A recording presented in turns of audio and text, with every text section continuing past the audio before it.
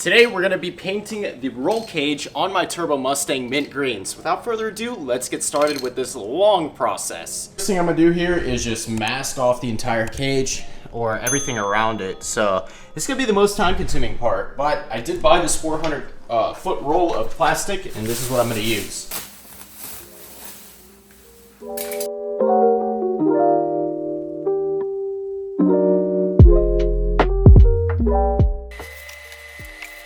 Officially time to go ahead and start sanding everything down. Yeah, that took quite a while, but everything is masked off, including the back window, and the cage is pretty much ready to go. I do probably need to do a couple more spots with tape, but yeah, it's looking pretty good. Yeah, that took 3 hours to do, and I have crazy heartburn right now. I don't know why, but f it, we ball, right? This is 220. I'm just gonna scratch up everything so the paint sticks real nice. Everything is nice and sanded down. I'm gonna go ahead and take some isopropyl and we're just gonna do a really quick prep, wipe down, get all the dust off, any dirt contamination, because you don't want that when you're spray painting. If you do it, paint won't stick. So we wanna do this right.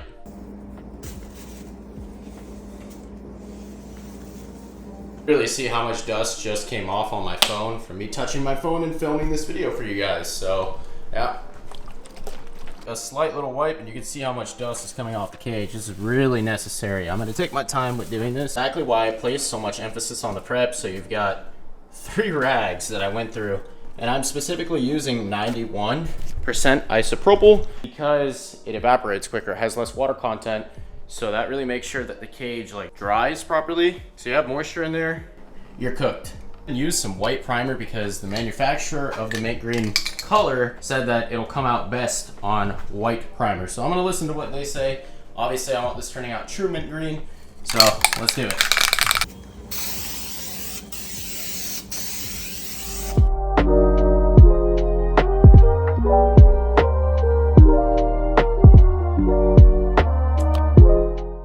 Cage is still in the car. It's going to be impossible to get 100% coverage. There still will be black portions, but that is something I'm accepting and living with because I can't take this cage out. It is welded in unless I wanted to cut it out, and we're not doing that. I just wanted to give it like a cool mint green touch.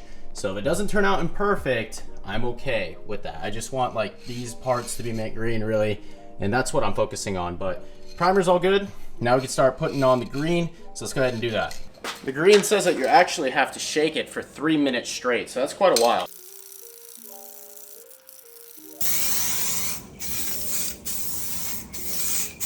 I don't know if one can is going to do the job, but it's looking really cool. Obviously, I'm going to have to wait for some of this to dry, and then I can crawl in the car and get some of the sections that I can't get from spraying it from the outside. But yeah, it's looking really, really cool. I like the color. So I actually ran out of spray paint. That's okay, though. I got a new one ordered and on the way. I guess we'll have to pick this up once I get the second bottle and we get back to work. 1 week later. My second can of replacement green, $60, took 5 days to get here. Let's go ahead and spray down the rest of what needs to be sprayed, especially those interior pieces that were lacking coverage. So we're gonna be able to clear coat it as long as it doesn't start raining.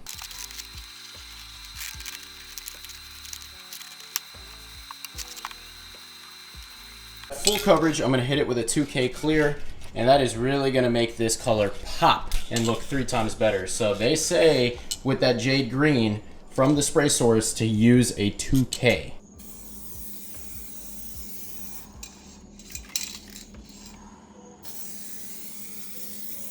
One, that's not 2, but that's 3 total coats of clear. So now we can go ahead and start taking out the masking super carefully, or else we're going to ruin the fresh paint job. So I'm going to be very careful with it. I'm going to let some of these fumes air out so I don't have to wear the mask, and then we'll get straight to doing that.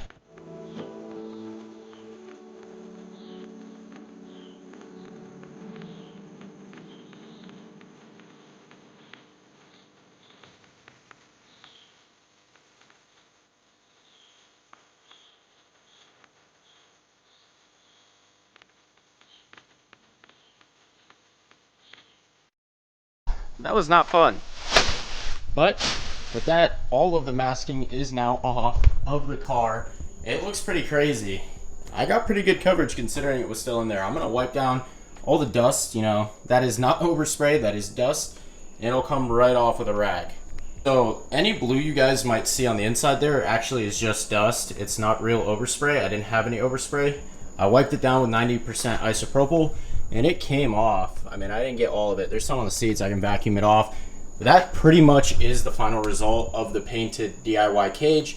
I got the best amount of coverage, or the most amount of coverage possible. Really matches up nice with the white wheel, given that the cage was inside of the car. So obviously I'm not gonna be able to cover 100% of it, but we got pretty good. I'd say we covered 95%, and it came out looking really, really nice. So if you wanna do this at home, I say go for it. It looks really cool. So yeah, I really don't have much else to say.